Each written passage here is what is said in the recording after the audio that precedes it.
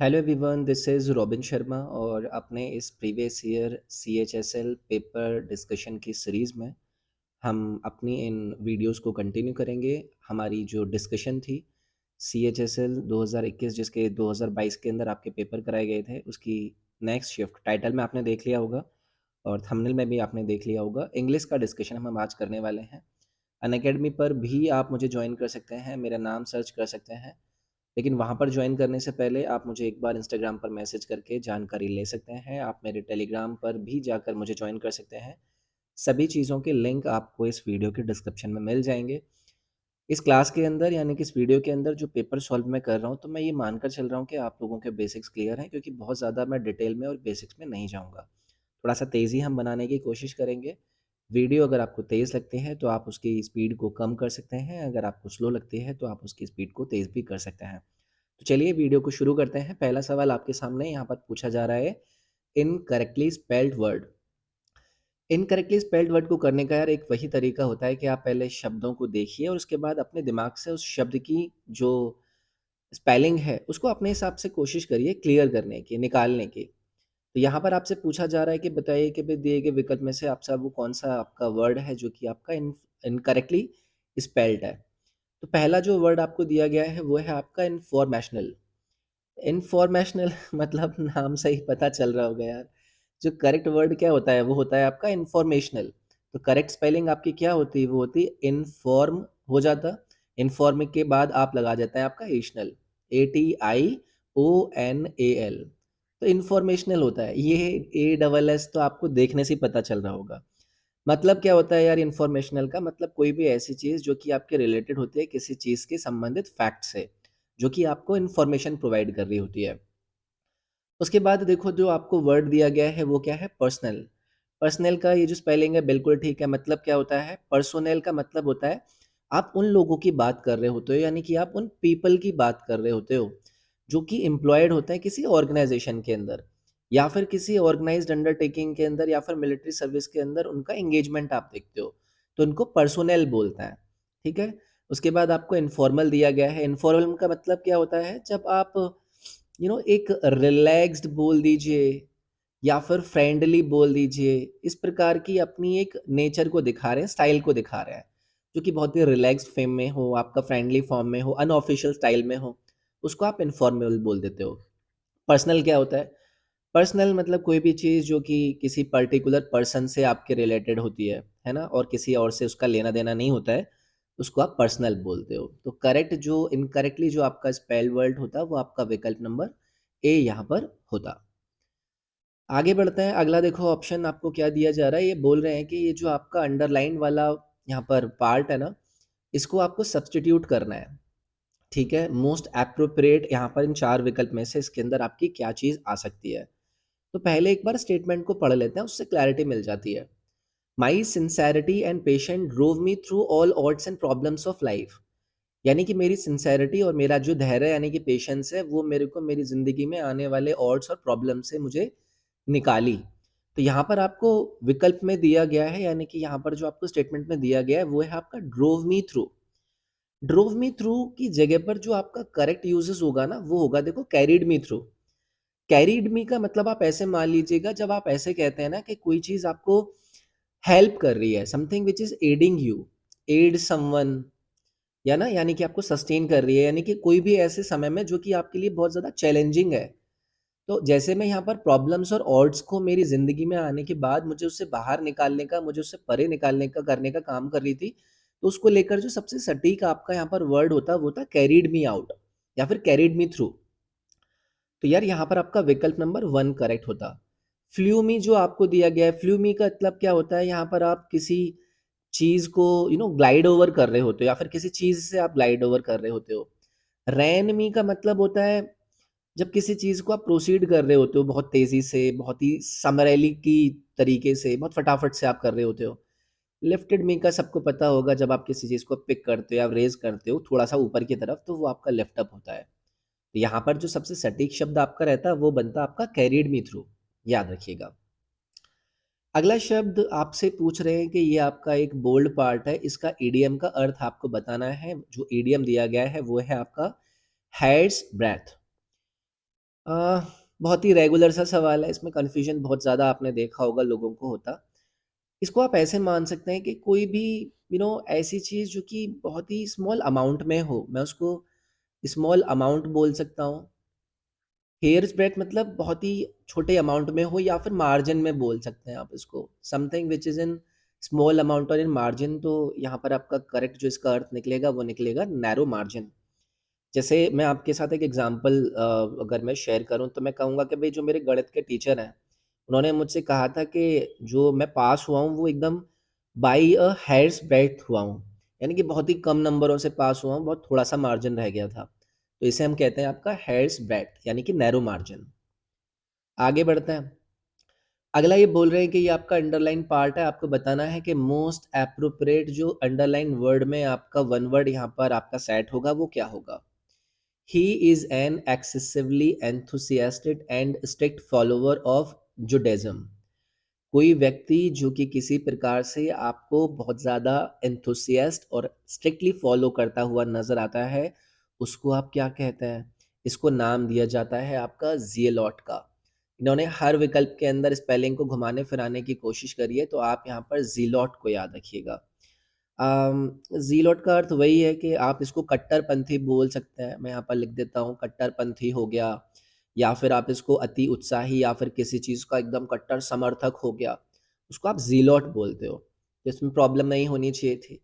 एक यहाँ पर आपको दिया गया है जेनिसरी।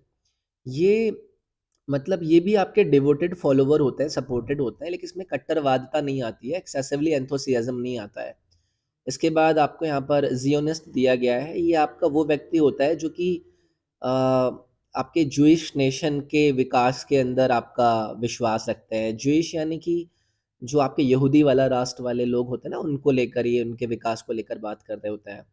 हीलर क्या होता है? ये आपके जो घाव भरने वाले होते हैं, ठीक है? तो यहाँ पर करेक्ट आपका ज़ीलॉट बनता, याद रखना है।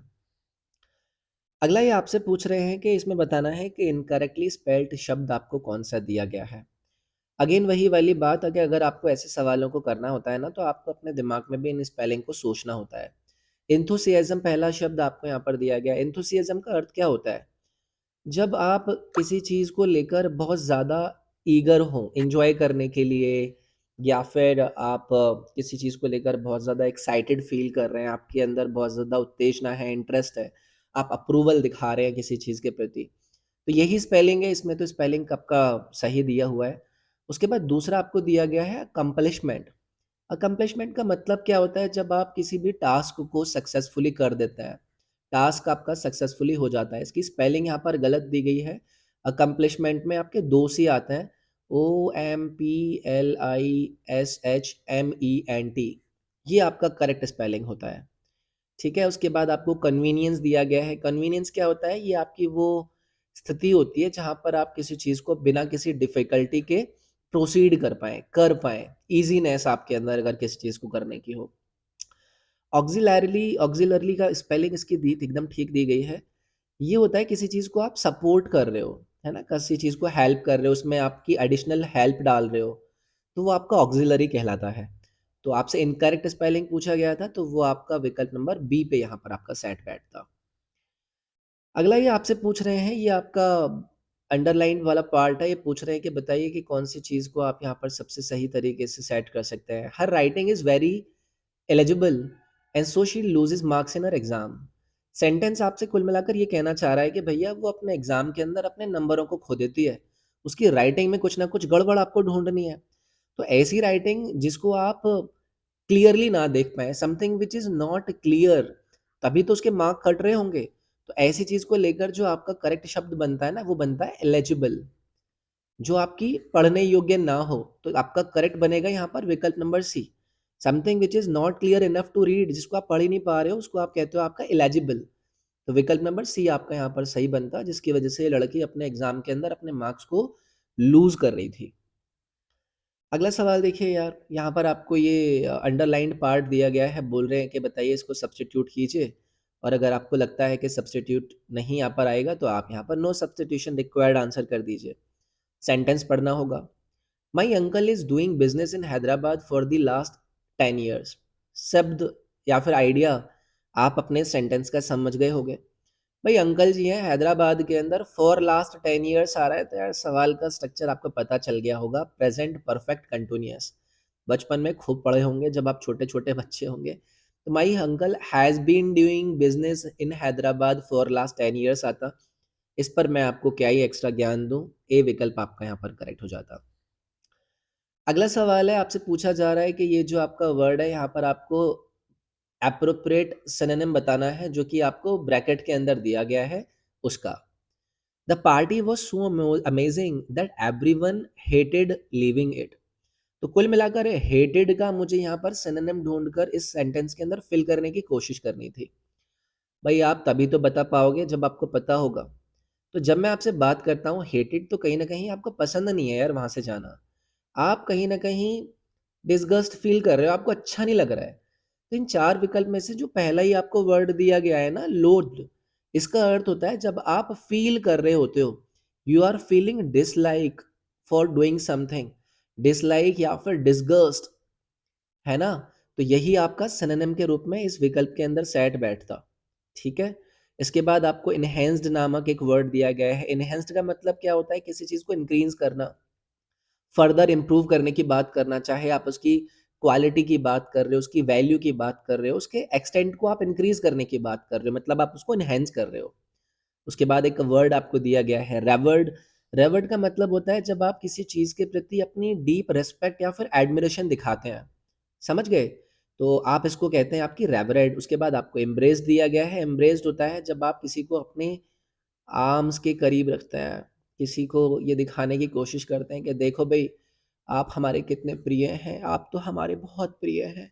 आप उनको एम्ब्रेस कर रहे होते हो, आप उनको प्यार शो कर रहे होते हो, तो ये आपका एम्ब्रेस्ड बनता। तो करेक्ट आपका यहाँ पर रहता लोड, यानी कि आप पसंद नहीं कर रहे उस पार्टी को छोड़ने के लिए।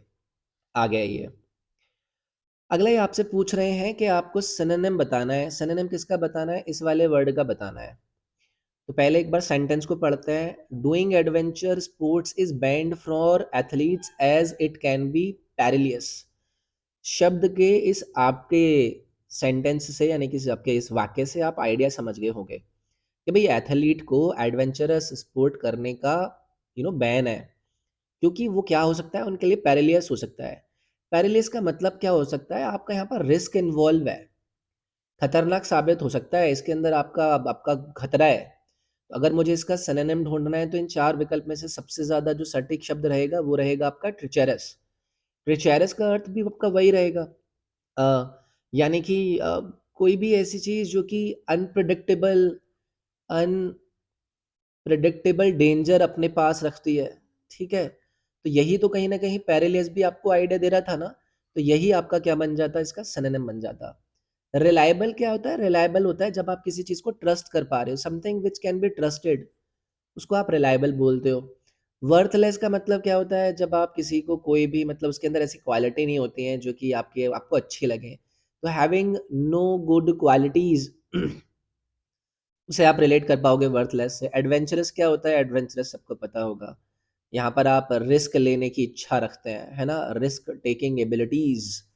तो करेक्ट जो आपका पैरेलियस की जगह पर सिनोनिम आता वो आपका ट्रेचरस आता, मतलब कोई ऐसी चीज जिसके अंदर आपका डेंजर इन्वॉल्व हो, जो कि अनप्रेडिक्टेबल डेंजर साबित हो सकता है। ठीक है। आगे आइए यार। एक्टिव वॉइस प्रैक्टिस वॉइस करना है यार, ये आसान होता है, इसमें मैं ज़्यादा आपको पकाऊंगा नहीं। जो आपको दिया गया है वो दिया गया है, the library building was renovated in 2020। क्या होता है, सब्जेक्ट ऑब्जेक्ट का छेड़छाड़ करना होता है। तो वॉज रेनोवेटेड दिया गया है, तो आपको क्या बनना है, आपको यहाँ पर दे से स्टार्ट कर सकते हो आप। यहाँ पर सभी में दे गया गया है, तो they renovated the library building in 2020। तो सी विकल्प आपका देखो यहाँ पर बन जाता। इसमें मैं ज़्यादा आपको पकाऊंगा नहीं, वही होता है यार, इसमें आपका सब्जेक्ट प्रोनाउन ऑब्जेक्ट ये वो ऊपर नीचे पास्ट टेंस उसको ऊपर धर धर करना होता है। आ गया ये यार आपका वही, ये भी एक्टिव पैसिव वॉइस का फॉर्मेशन है, इसको भी आपको कन्वर्ट करना है। Has the assignment been uploaded by you. अब क्या होगा इसमें, आपका प्रश्नवाचक, ये आपका स्टेटमेंट था जिसमें आपको क्या कोशिश करनी है, प्रश्नवाचक ही रखना होगा, बट आपको अपनी जो हेल्पिंग वर्ब्स हैं उनके करेक्ट यूजेस को देखना होगा। तो इसमें आपका बाय यू हैज़ आपको यहाँ पर दिया गया है, यू आपका सब्जेक्ट बनेगा, तो अपने साथ आपका हैव को लेकर चला जाएगा। तो have you uploaded the assignment, तो बी विकल्प आपका यहाँ पर करेक्ट हो जाता, कोई दिक्कत नहीं होगी इसमें भी। आगे आइए भाई, इसका आपको बताना है active passive voice formation. Coffee is sipped by me, चुस्की ले रहा था मैं किसकी, कॉफी की। क्या होगा, सिप्ड बाय मी आपका हो जाएगा सिंपल सा सिप, आई सिप कॉफी। ठीक है, तो इसमें कोई भी दिक्कत नहीं होनी चाहिए। आपका जो सिप्ड दिया गया है वो पैसिव वॉइस फॉर्म में आपका चेंज होकर बेस फॉर्म में पहुंच जाएगा और वहां पर आपका सिप होगा। तो आई सिप कॉफी, ये आपका करेक्ट इसका कन्वर्जन यहाँ पर बनेगा। इनकरेक्टली स्पेल्ड बताना है, देखते ही पता चल रहा है, ये देखो आपको क्या पता नहीं, लिख दिया है प्रिविलेज की स्पेलिंग ये होती है क्या। प्रिविलेज की करेक्ट स्पेलिंग क्या होती है आपकी, PRIVILEGE। इसमें कोई ये डी भी नहीं आता है। ठीक है, प्रिविलेज का अर्थ क्या होता है सभी को पता होगा, ये आपका एक स्पेशल राइट होता है आपके पास। ठीक है, स्पेशल राइट या फिर कोई एडवांटेज आपके पास है तो उसको आप प्रिविलेज बोलते हो। उसके बाद आपको यहाँ पर अकरेंस दिया गया है। अकरेंस क्या होता है, कोई चीज़ या फिर कोई इवेंट, ठीक है, उसका होना। अकोमोडेशन का मतलब क्या होता है, ये आपका सेटलमेंट होता है, आप कहीं पर जाकर सेटल हो गए हो कि भाई दिस इज माय अकोमोडेशन, ये मेरा अरेंजमेंट है, यहाँ पर मैं रहूंगा। आरएनएस ये भी कई बार पूछा जाता रहता है, इसकी स्पेलिंग बिल्कुल ठीक दी गई है। आरएनएस का मतलब होता है कोई चीज़ जो कि इनकरेक्ट होती है। ठीक है, इनकरेक्ट हो, रॉन्ग हो, फॉल्स हो, इसको आप कहोगे आपका आरएनएस। आगे आइए भाई, एंटोनिम ढूंढना है आपको यहाँ पर दिए गए इस वाले वर्ड का, लिबरल का। भाई एंटोनिम तो तब आप बता पाओगे ना जब आपको पता होगा कि आपके इस लिबरल शब्द का अर्थ क्या होगा। लिबरल का अगर मैं आपको शब्द का अर्थ बताऊं तो यहाँ पर आप अलग अलग प्रकार के जो बिलीफ होते हैं या बिहेवियर होते हैं, इनको आप रिस्पेक्ट कर रहे हो। ठीक है, आप रिस्पेक्ट कर रहे हो, उनको अलाउ कर रहे हो। तो आपके अंदर ये वाली अप्रोच है कि आप हर किसी को मौका दे रहे हो, हर किसी की रिस्पेक्ट कर रहे हो, हर किसी की मान्यताओं को आप मानकर चल रहे हो। अब इसका अगर मुझे एंटोनिम ढूंढना है, इसका उल्टा ढूंढना है, तो मुझे इसका जो सबसे सटीक मिलेगा वो मिलेगा कंजर्वेटिव। कंजर्वेटिव के अंदर आपको वो वाली फीलिंग मिल जाती है जहां पर आप किसी ट्रेडिशनल वैल्यूज के अंदर चेंज नहीं करना चाहते, आप चाहते नहीं हो कि भाई ऐसा होना चाहिए। तो when you are averse to change, that means you are conservative, और यहाँ पर आप तो चेंज होने वाली फीलिंग रख रहे थे, तो ये दोनों एक दूसरे के क्या हो जाते हैं, आपके एंटोनिम हो जाते हैं। उसके बाद एक वर्ड दिया गया है आपको, इनफैक्चुअल। इनफैक्चुअल का मतलब क्या होता है, when you are not producing any significant या फिर डिजायर्ड, जो करना चाहिए था, जो इफेक्ट आपको लाना चाहिए था, अगर आप वैसा नहीं कर रहे तो वो आपका इनफैक्चुअल होगा। सेंट्रल का मतलब क्या होता है, अम, मतलब कोई भी ऐसी चीज़ या एरिया जो कि किसी चीज़ के बीच में हो, उसको आपको सेंट्रल बोल दोगे। हिस्टैरिकल का अर्थ क्या होता है, ये आपका ऐसी चीज़ जो कि आपके डिज़ायर इफेक्ट को प्रोड्यूस नहीं कर रहा है, नॉट प्रोड्यूसिंग डिज़ायर रिजल्ट्स, और आपके जो चीज़ें आप चाहते हो होना, वो आपका हिस्टैरिकल होता है। तो ये आई थिंक आपको समझ में आ गया होगा। अगला सवाल देखिए भाई, अगला सवाल आपसे पूछ रहे हैं कि आपको यहाँ पर फिल इन द ब्लैंक भरने हैं, मतलब फिल इन द ब्लैंक करने हैं। Manpower exporters and overseas recruiters commonly in illegal business practices for short term gain। तो शॉर्ट टर्म कैसे गेन, तो ऑब्वियसली वहां पर पैसा इन्वॉल्व होगा, तो मॉनेटरी आपका आना चाहिए था। तो जो मैन पावर एक्सपोर्टर और ओवरसीज रिक्रूटर होते हैं वो कॉमनली क्या होते हैं, आपके लिप्त होते हैं। लिप्त को लेकर आपका क्या आएगा, इंडल्ज्ड आएगा। तो इसमें प्रॉब्लम नहीं होनी चाहिए। इंडल्ज का मतलब आप इन्वॉल्व हो, तो आप इन्वॉल्व हैं किसके, इनलीगल बिजनेस के अंदर, ताकि आप वो शॉर्ट टर्म मॉनेटरी, यानी मॉनेटरी का मतलब क्या होता है, जो चीज़ आपकी पैसे से रिलेटेड हो। तो विकल्प नंबर बी आपका सबसे सटीक यहाँ पर बैठेगा, इसमें और ज़्यादा हम टाइम नहीं देंगे। अगला सवाल देखिए भाई, आपको ईडीएम का मतलब बताना है, ग्रीस समवंस पाम, मस्का लगाना, समझ रहे हो तो ब्राइब समवन, किसी को रिश्वत देना, ये आपका इसका सीधा सीधा मतलब होता है। इसमें ज़्यादा प्रॉब्लम नहीं होनी चाहिए। ग्रीस समवन पाम मतलब ब्राइबिंग समवन।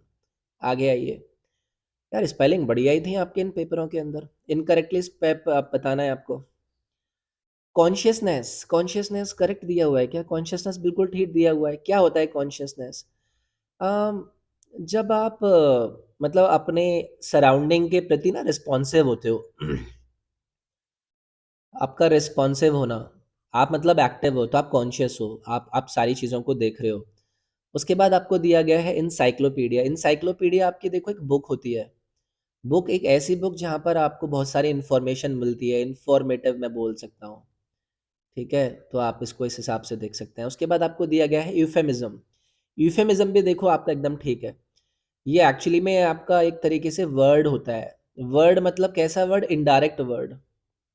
इनडायरेक्ट वर्ड या फिर आपका एक ऐसा एक्सप्रेशन जो कि किसी के ऊपर ना बहुत ज़्यादा हार्श या फिर ब्लंट एक आइडिया डाल रहा हो। मतलब आप किसी की बेइज़्ज़ती करने की, किसी को इम्प्रेस करने की कोशिश करना चाहते हो, है ना? कहते हैं ना कि भई मेरे पे टॉन्ट मत मार, तो टॉन्ट वाली फीलिंग जहाँ पर किसी को बेइज़्ज़त करना चाह रहे हो।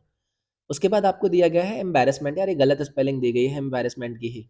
करेक्ट स्पेलिंग आपकी यहाँ पर रहेगी EMMBARR आता है ना, फिर डबल आर ए फिर डबल एस आता है MENT। एम्बैरेसमेंट का मतलब क्या था? वही आपको शेम फील होना, ऑकवर्डनेस आपके अंदर आना, ऐसा लगना कि यार क्या है, छी छी छी, ये क्या हो गया मेरे साथ। तो एम्बैरेसमेंट आपका यहाँ पर इनकरेक्टली स्पेल्ड वर्ड दिया गया था, याद रखेंगे। अगला है भाई, यहाँ पर आपसे पूछ रहे हैं कि गिवन सेंटेंस के अंदर ये जो आपका अंडरलाइंड वाला पार्ट था, इसको अगर आप इम्प्रूव कर सकते तो कर दीजिए। She is educated then her sister.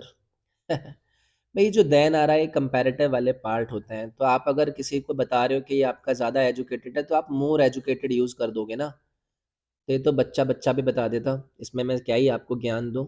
More educated then her sister आपका यहाँ पर आएगा। हो, ये तो भैया आपके वो आ गए पैरा जम्बल्ड PQRX वाले। तो यार इसमें देखते हैं क्या करना होगा। सेंटेंस के सीक्वेंस को यहाँ पर देखना होगा। तो चलिए, I went to college from the 11th grade and never went to 12th grade and skipped another grade earlier, so I was a pretty young fellow at Morehouse, ठीक है? At the age of 15 I entered Morehouse College and my father and my maternal grandfather had also attended the, so Morehouse had been three generation of kings, ठीक है? The professors was not caught up, I shall never forget। यार मेरे ख्याल से जो starting beginning point नज़र आ रहा है ना, देखो वो बी वाला पॉइंट दे रहा होगा, क्योंकि वहीं से एक स्टार्टिंग वाली फीलिंग आपको आ रही है। तो मेरे हिसाब से ये वाला और ये वाला तो आपका नहीं बनता, ठीक है? तो बी से तो चलो हमने स्टार्ट कर दिया। ये हो गया 3 जनरेशन से थे, प्रोफेसर नॉट कॉट अप, नहीं। I shall never forgot the hardship that I had upon entering college. I thought I had been one of the top student in high school. I was still reading at only an 8th grade level। 8th grade level तो पहले आपका मेरे ख्याल से यार आपका BD ये वाला होगा, ठीक है? इसमें यार देखो वही होता है, आपको सीक्वेंस को पहचानना होता है। स्टार्टिंग पॉइंट का है, कनेक्टिव इसका कौन-सा लग रहा है, तो मुझे ए से तो नहीं लग रहा है यार इसका। ठीक है कि आई वेंट टू कॉलेज आपका आएगा, जबकि यहाँ पर आपका ये वाला सेंस दे रहा था। उसके बाद कहीं न कहीं ये आपका उसकी बढ़ोतरी को बताएगा, यानी कि उससे संबंधित सेंट को लेकर आएगा। तो बी के बाद डी होता, ए विकल्प आपका यहाँ पर करेक्ट होगा भाई। ठीक है, थोड़ा हार्ड था, पर ठीक है, ऐसा कुछ बहुत ज़्यादा हार्ड भी नहीं होता है। ये आपसे पूछ रहे हैं क्या? I keep telling myself how I am lucky to have such wonderful sisters. यार ये सेंटेंस करेक्शन करना है यार। जो आपका ये वाला सेंस होता है ना, इसमें आपको जो एक संबंधित अर्थ होता है सेंटेंस का, वो देखना होता है। I keep telling myself how I am lucky नहीं होगा, करेक्ट आपका बनेगा how lucky I am. How lucky I am to have such wonderful sister. मैं कितना लकी हूँ कि मेरे पास इतनी प्यारी बहनें हैं, ठीक है? तो हाउ लकी आई एम होगा, ए विकल्प आपका यहाँ पर करेक्ट बनता। चलिए भाई, क्लोज टेस्ट खेलते हैं। ये आपका पहले क्लोज टेस्ट को पढ़ लेते हैं। Yoga is a personal journey for everyone, as now most people are turning to it, not for fitness, but for the union of both body and soul. Yoga is an ancient practice that in India it involves meditation and breathing to promote mental and physical well-being. There are many styles of yoga. A person should do a style based on their goals and fitness level. Thus, a person can make progressive to achieve the purpose of life, which is to with God। तो चलिए यार देखते हैं, एक idea तो मिल ही गया है। योगा की यहाँ पर पढ़ाई हो रही है। पहला देखते हैं, most appropriate option, rather change apart alone. Yoga is a personal journey for everyone, as now most people are turning not for fitness alone आएगा, not for fitness alone. Alone आपका यहाँ पर करेक्ट होता कि हम यहाँ पर सिर्फ फिटनेस को लेकर ही योगा की यहाँ पर खासियत की बात नहीं कर रहे थे, क्योंकि हम यहाँ पर और भी एंड पर इन चीज़ों को देख रहे थे। तो अलोन यहाँ पर बनता। सेकंड नंबर पर आता है, सेकंड वाला पर क्या आएगा, इधर आइए। Yoga is an ancient practice that in India, that what in India, that settled, that originated in India आएगा, यानी कि भारत के अंदर शुरू हुई थी, ये आपका बनता। तो यहाँ पर आपका आएगा originated in India. It involves movement, meditation, breathing to promote. आइए जरा तीसरे पर आइए। It involves what, it involves techniques होगा ना, इट इन्वॉल्व टेक्निक्स, बी विकल्प होगा यहाँ पर। It involve techniques to promote mental and physical wellbeing. तो यहाँ पर टेक्निक आता है आपका। A person should a style based on, आइए फोर्थ पर आइए। A person should choose, familiarise, make, strike. Choose ही होगा यार, और पर्सन शुड चूज, क्योंकि वहां पर उसको हम अडॉप्ट करने की बात करें, should choose a style based on their goals. फिर लास्ट में हम आते हैं, thus a person can make progress to achieve the purpose of life which is to with God. आइए जरा देखते हैं ये वाला भी। compete, प्रोग्रेस, मर्ज, इसमें क्या होगा, मर्ज ही होगा ना यार, that is to merge with God वाली फीलिंग देता ना, मर्ज आएगा यहाँ पर। मर्ज मतलब मिला लेना, है ना, साथ में इन्वॉल्व करा लेना। तो मर्ज आपका यार यहाँ पर करेक्ट होगा। तो ये आपके हमने वो भी देख लिए, आपके क्लोज टेस्ट भी देख लिए। तो चलिए, ये आपका रहा एक और पेपर जिसमें हमने इंग्लिश के सेक्शन का डिस्कशन किया है। इससे काफ़ी हेल्प मिलेगी आपको। अगर आपको हेल्प मिलती है तो आप वीडियो को लाइक कर सकते हैं। लाइक करने से आपको ज़्यादा फ़र्क नहीं पड़ेगा, बट मुझे काफ़ी मोटिवेशन मिलती है। वीडियो को शेयर अगर कर सकते हैं तो वो भी कर सकते हैं। बाकी का इंस्टाग्राम, टेलीग्राम और बाकी के लिंक मेरी पर्सनल प्रोफाइल्स के आपको इस वीडियो के डिस्क्रिप्शन में मिल जाएंगे। कंटिन्यू करेंगे इस सीरीज़ को अगली वीडियो के अंदर। अपना ख्याल रखिएगा। Take care. Thank you. Bye bye.